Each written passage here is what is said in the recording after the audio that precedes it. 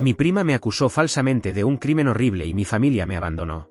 Años después la verdad salió a la luz, pero yo no perdono. Bien, he estado guardando esta historia por demasiado tiempo, y realmente necesito desahogarme un poco.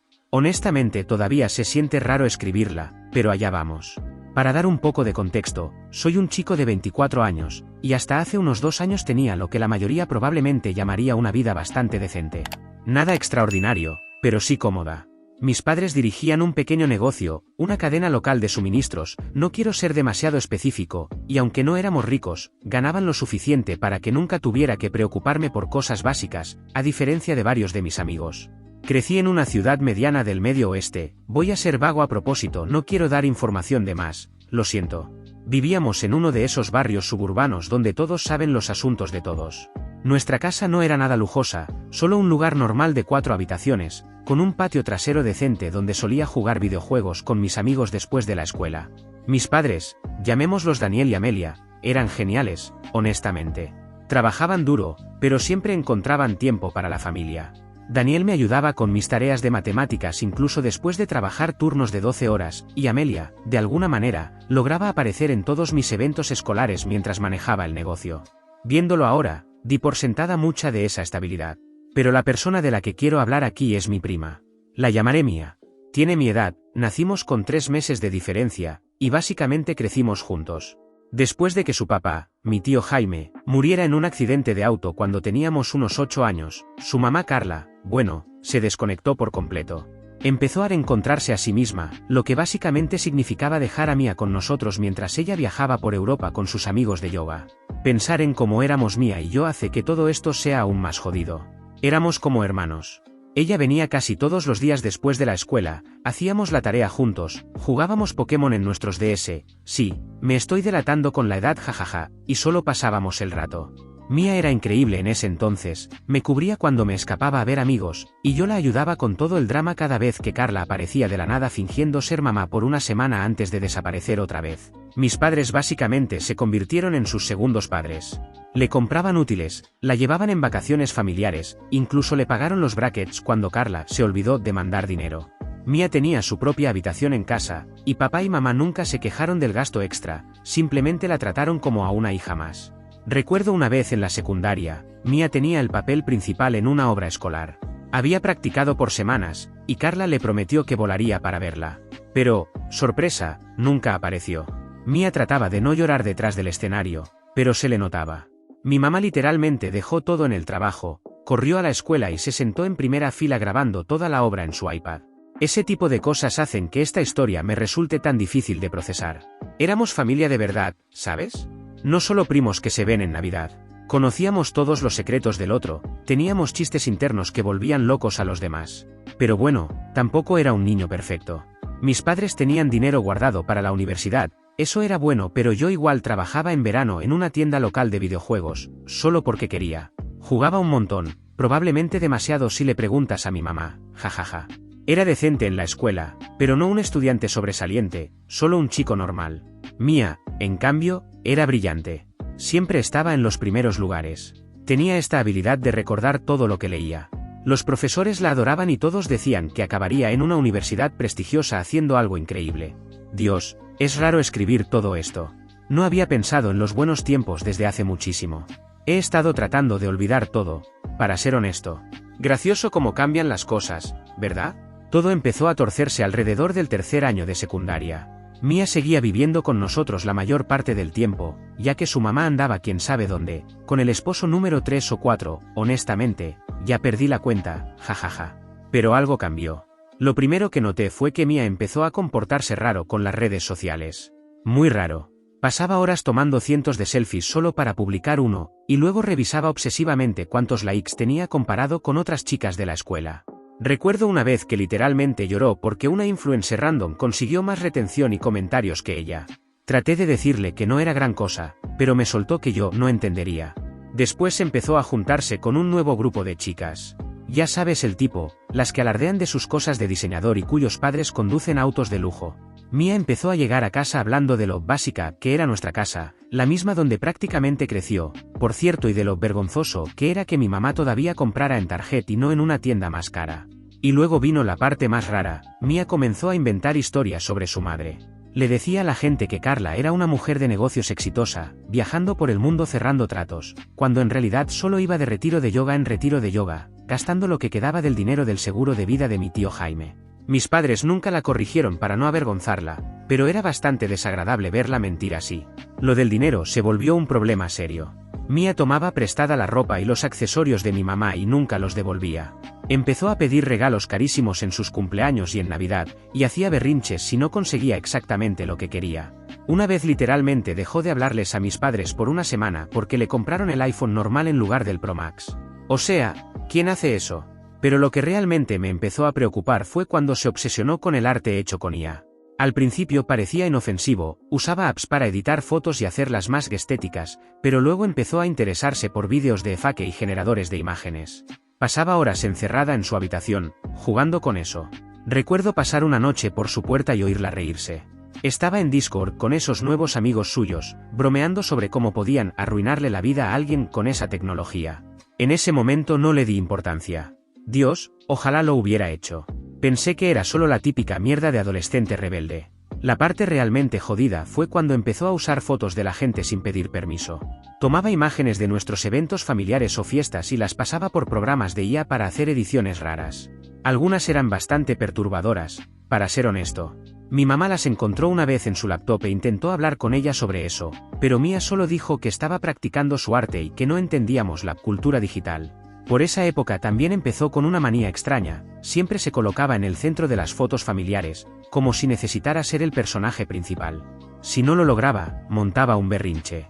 Luego publicaba versiones súper editadas de esas fotos donde todos los demás aparecíamos borrosos o recortados de manera rara, mientras que ella se veía perfecta. Mi papá intentó bromear al respecto una vez, preguntando si el resto de nosotros éramos solo NPCs en su juego. No le habló durante 3 días después de eso. Pero lo verdaderamente inquietante vino después, empezó a tomarme fotos sin que yo lo notara.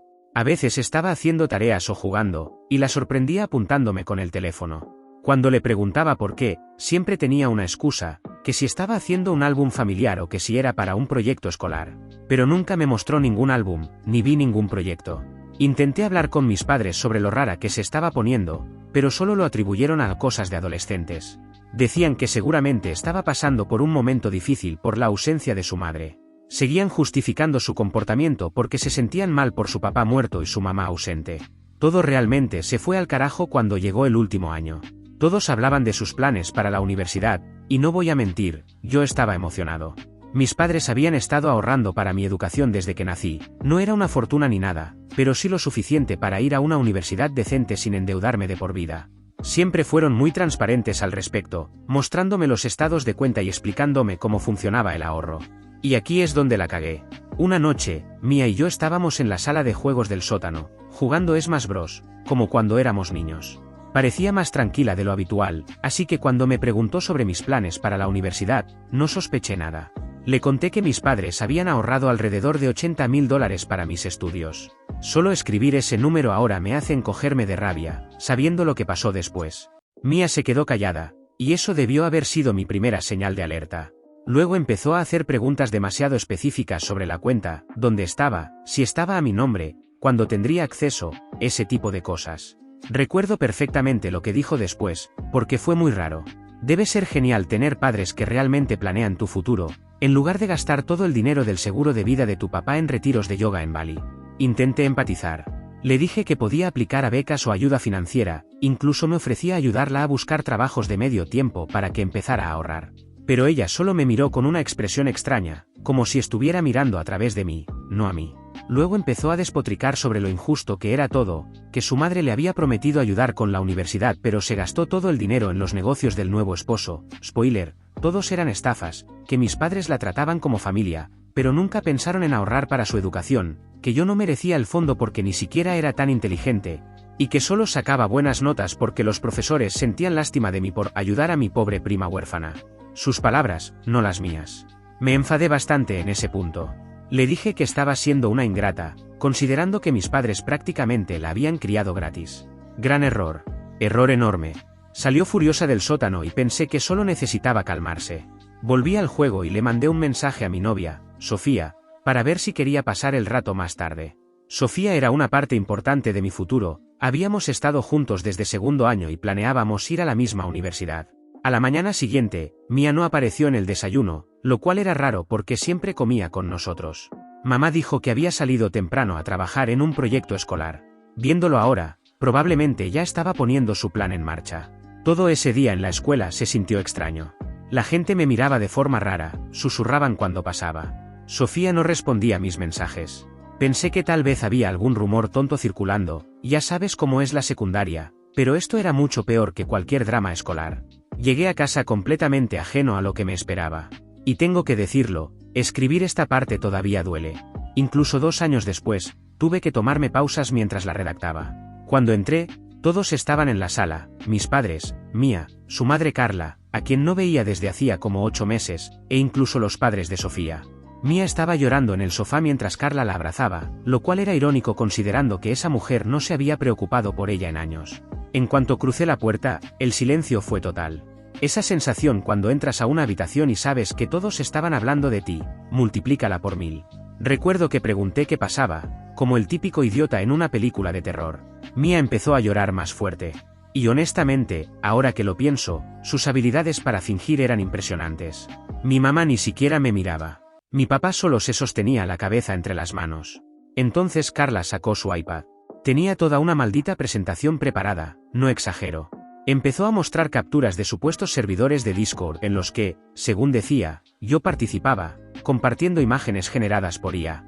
Eran montajes de Mia en situaciones comprometedoras, como si yo hubiera usado inteligencia artificial para crear fotos íntimas o vídeos falsos de ella. También mostró capturas de conversaciones falsas desde cuentas que parecían mías, hablando de mejorar las imágenes o hacerlas más realistas, y hasta mensajes donde supuestamente pedía fotos de ella para entrenar el modelo. Todo falso, por supuesto.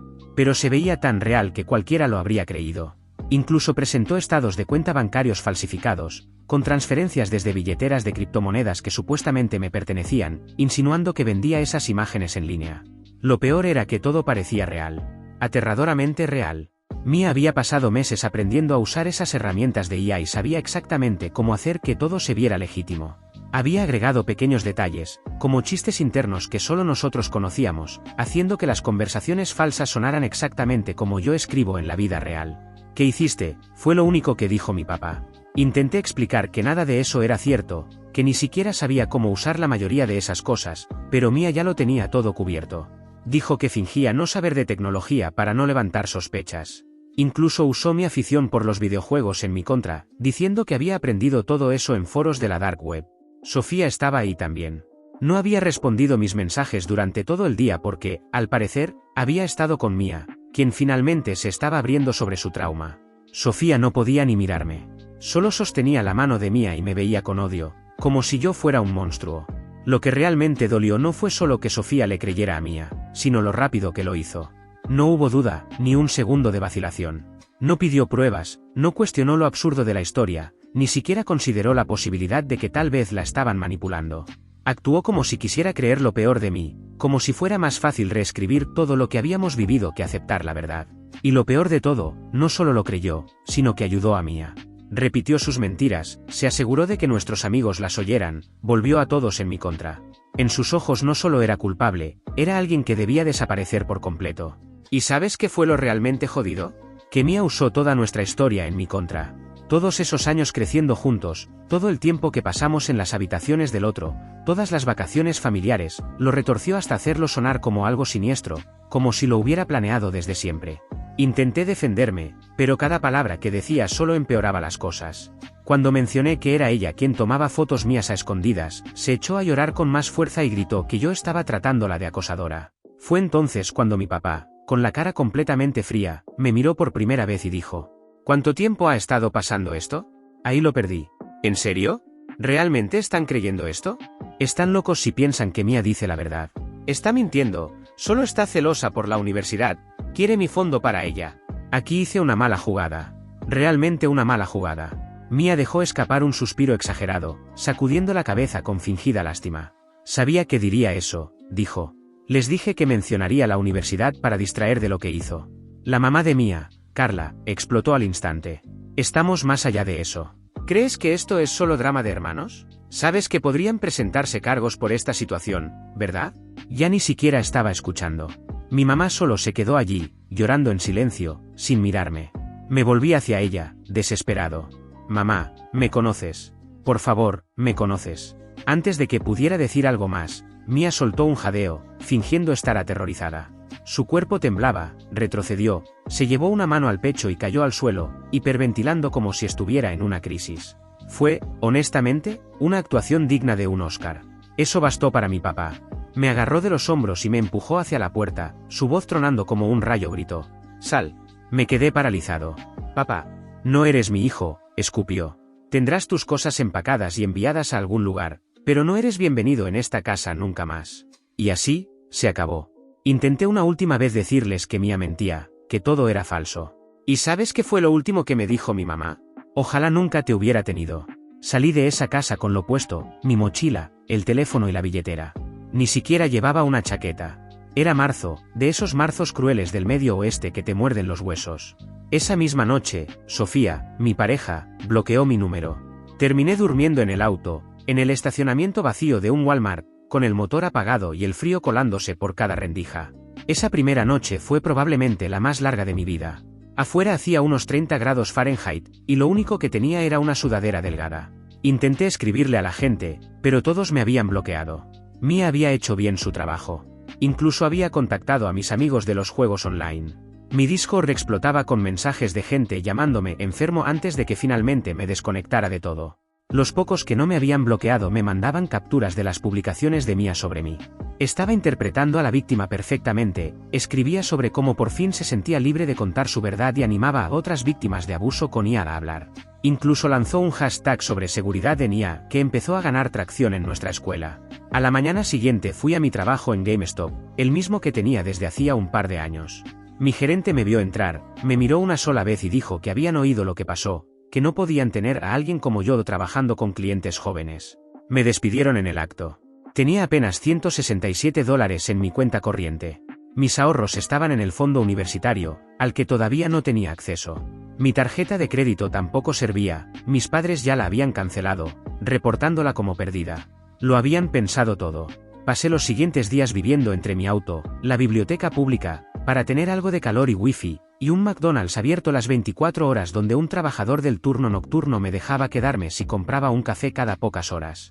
Estaba tan desesperado que llegué a considerar cosas realmente oscuras, cuando de pronto mi teléfono sonó. Era mi tía Paula, la hermana de mi mamá. Vivía a unas 4 horas, en un pueblito perdido en medio de la nada. Fue la única persona que se tomó la molestia de preguntarme mi versión de la historia. Me senté en ese estacionamiento del McDonald's y le conté todo, los celos de Mia, las fotos con IA, cómo me había tendido la trampa. Y, ¿sabes qué? Paula realmente escuchó. No solo fingía oírme mientras pensaba en qué decir después. Escuchó de verdad. Cuando terminé, se quedó callada un minuto, y luego dijo algo que nunca voy a olvidar. Te creo. Ahí me rompí. Perdí el control y empecé a llorar ahí mismo, en el asiento del auto. No había llorado durante todo este infierno hasta ese momento, pero esas 3 palabras me partieron por completo. Paula me dijo que me quedara donde estaba, que iba a buscarme. Tenía que terminar su turno en el hospital, es enfermera, pero conduciría justo después. Me preguntó si podía aguantar 12 horas más. Fueron las 12 horas más largas de mi vida. Estaba paranoico, temiendo que Mia de alguna manera se enterara y la detuviera. Sentía que todos me observaban. Hasta el wifi del McDonald's parecía burlarse de mí, llenando la pantalla con anuncios sobre inteligencia artificial, como si el universo quisiera enloquecerme un poco más. Finalmente, cerca de las 2 de la madrugada, vi el viejo Subaru de Paula entrar al estacionamiento. Me miró, sin afeitar, sin ducharme en días, con la misma ropa arrugada, y no dijo nada. Solo se acercó y me abrazó. No hizo preguntas, no me juzgó, no pidió explicaciones. Simplemente me abrazó, como si ese gesto bastara para recordarme que todavía quedaba alguien de mi lado. Me había traído una chaqueta gruesa, algo de comida y una almohada para el viaje de regreso. Paramos en un cajero donde sacó algo de dinero para mí, enterándome luego que había tenido que tocar sus propios ahorros para hacerlo. Durante todo el camino de vuelta me dejó dormir, mientras sonaba bajito un playlist de música de los 90. Pero recuerda lo que dije, Mia era buena con las redes sociales. Para cuando llegamos a la casa de Paula, de alguna manera ya se había enterado de que yo había huido de la ciudad y publicó que eso era prueba de mi culpa. Incluso consiguió que Sofía, mi pareja, compartiera una publicación diciendo que estaba agradecida de que la verdad saliera antes de que fuera demasiado tarde. Paula simplemente tomó mi teléfono, lo guardó en un cajón y dijo: ahora mismo, lo único que tienes que hacer es sobrevivir. Las redes pueden esperar. Me instaló en su habitación de repuesto. Nada lujoso, una cama individual, un escritorio viejo y paredes vacías. Pero después de pasar noches en el auto, se sentía como un palacio. ¿Y sabes qué fue lo más jodido? Que Mia conocía esta casa. Había estado aquí antes, en viajes familiares, riéndose en la misma habitación donde yo ahora estaba durmiendo. Sabía exactamente dónde encontrarme. Pero supongo que en su fantasía de venganza no había espacio para la parte aburrida, esa donde su villano seguía respirando. Los primeros meses allí fueron duros. Realmente duros. Me convertí en un ermitaño. Pasaba los días mirando el techo de esa habitación, tratando de entender cómo mi vida se había derrumbado tan rápido. Paula me traía comida, pero apenas comía. Perdí como 20 libras en el primer mes. Lo peor eran las pesadillas. Crecí con redes sociales, como todos de mi edad, pero ahora cada vez que veía una cámara de teléfono, sentía pánico. Pensaba que todos me estaban grabando, que Mia me estaba vigilando. Paula tuvo que poner cinta sobre la cámara de su laptop porque yo estaba convencido de que Mia podía hackearla. Paula fue literalmente un ángel durante todo ese tiempo. Trabajaba turnos nocturnos en el hospital, pero aún así se aseguraba de revisarme durante el día. Empezó a traerme libros al azar de la biblioteca, mirando atrás, creo que lo hacía para recordarme que todavía podía tener un futuro. Un par de meses después, me sentó a hablar en serio.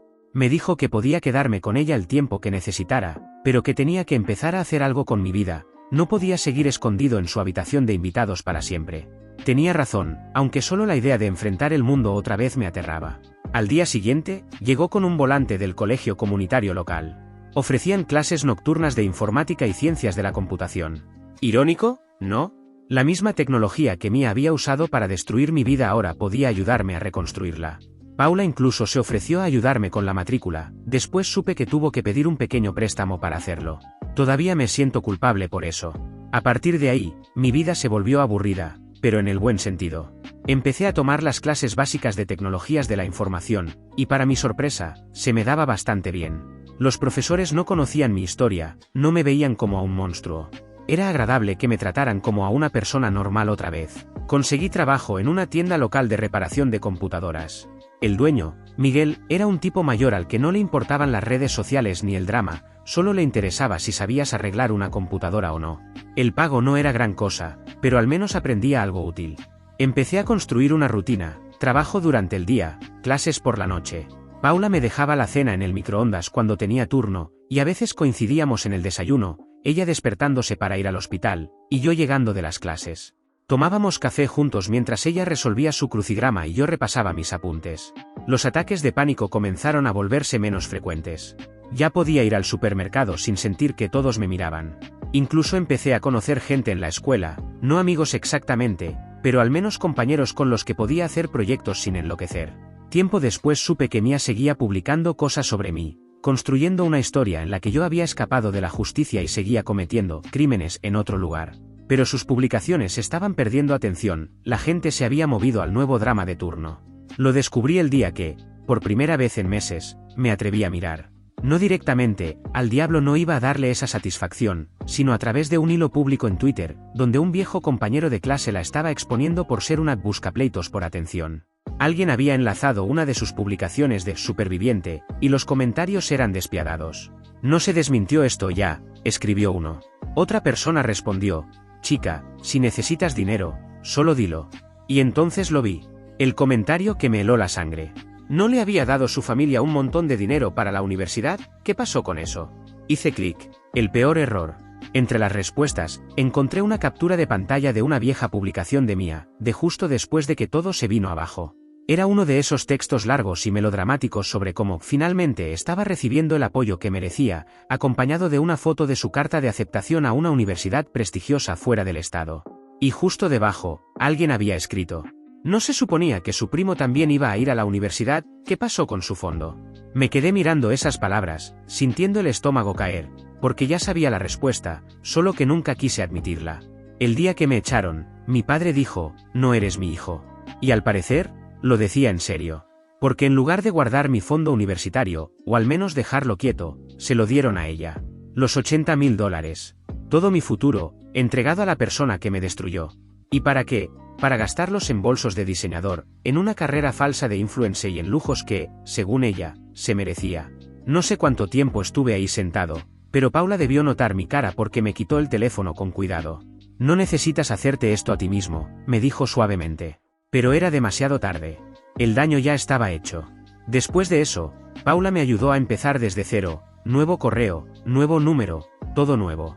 No para esconderme, sino para tener la oportunidad de comenzar de verdad, sin las sombras del pasado siguiéndome. La única conexión que me quedaba con mi vida anterior era una vieja cuenta que revisaba de vez en cuando, por si alguien quería escuchar mi versión de la historia.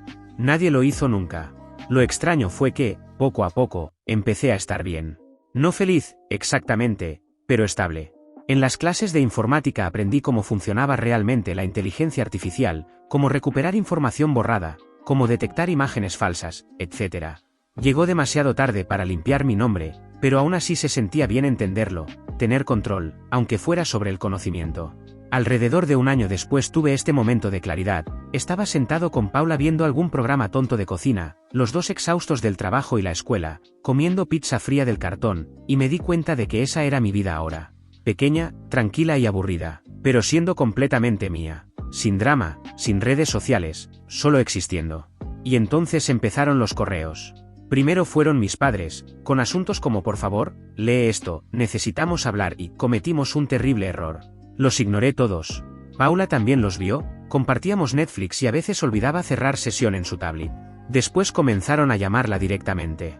No me lo contó al principio, no quería alterarme cuando por fin estaba recuperando algo de paz. Pero una noche, después de su turno, me sentó con cara seria y me dijo la verdad.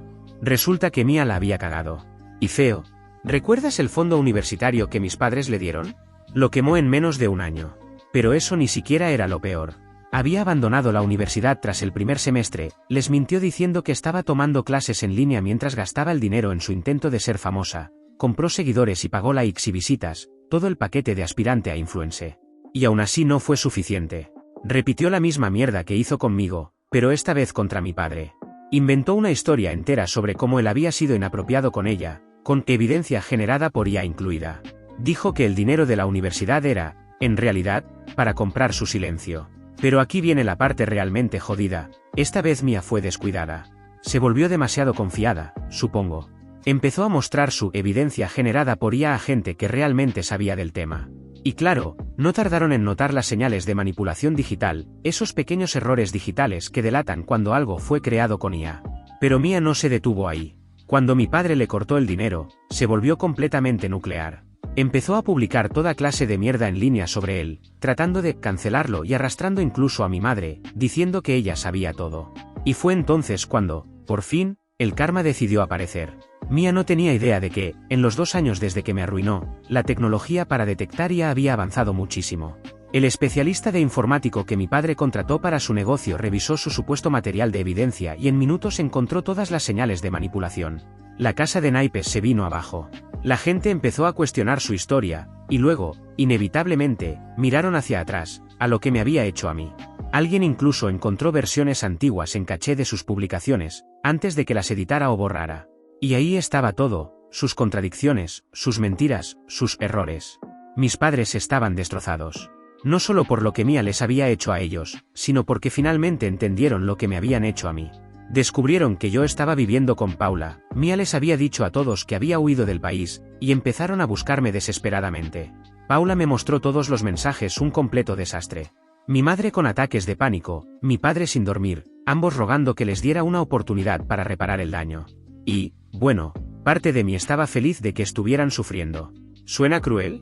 Tal vez, pero después de todo lo que pasé, que probaran una mínima parte de ese dolor me pareció justo. Aunque, siendo honesto, la mayoría del tiempo no sentía nada. Ni enojo, ni alivio, ni tristeza. Solo vacío. Eran básicamente extraños para mí. Paula pensó que debería hablar con ellos, que me ayudaría a cerrar el ciclo. Pero yo no quería cerrar nada. Había construido mi vida sin ellos, lejos de todo ese drama. ¿Por qué dejar que volvieran a destruirla? Hasta que un día Mía apareció en casa de mis padres llorando. Dijo que lo sentía, que se había dejado llevar, que iba a arreglarlo. Y lo peor, mis padres empezaron a creerle otra vez. ¿Puedes creer eso? Ahí fue cuando decidí volver. No por ellos, no por perdón ni por redención. Volví porque estaba harto de verla seguir destruyendo vidas con sus mentiras. No le dije a nadie, salvo a Paula. Ella me ayudó a planear todo. Ya sabía lo suficiente sobre tecnología para hacerlo bien. Primero compré una de esas cámaras diminutas, lo bastante pequeñas para grabar audio y vídeo sin que se notara. Paula me ayudó a probarla, asegurándose de que no se viera obvia. También configuré mi teléfono para grabar audio como respaldo. Por Paula supe que Mía se estaba quedando en la casa de mis padres otra vez, jugando su papel de prima arrepentida.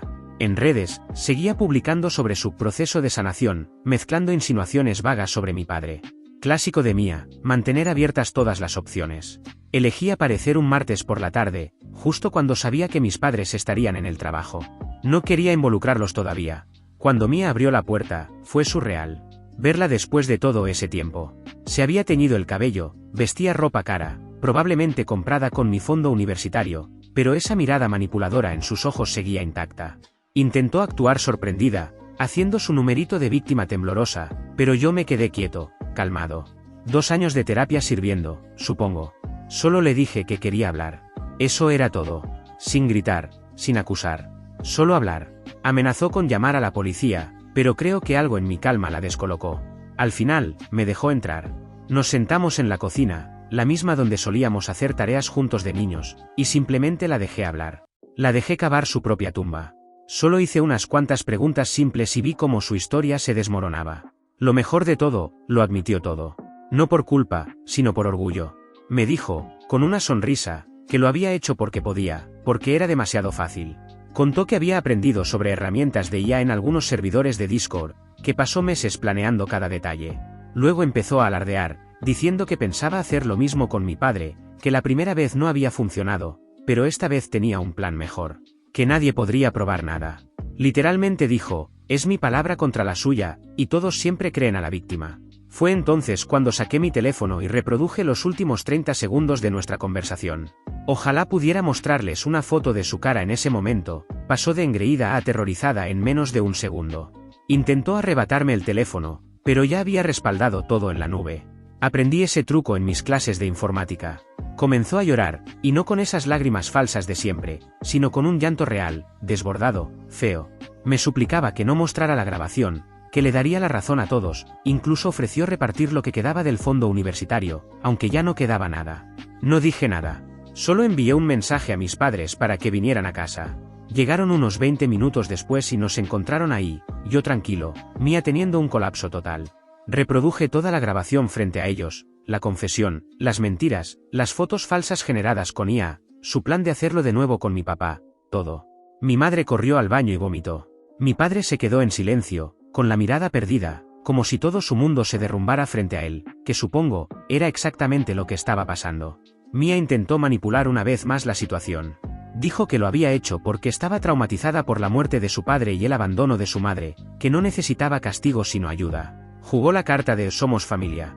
La miré a los ojos y le dije, no somos familia. Dejamos de serlo el día que decidiste destruirme por completo.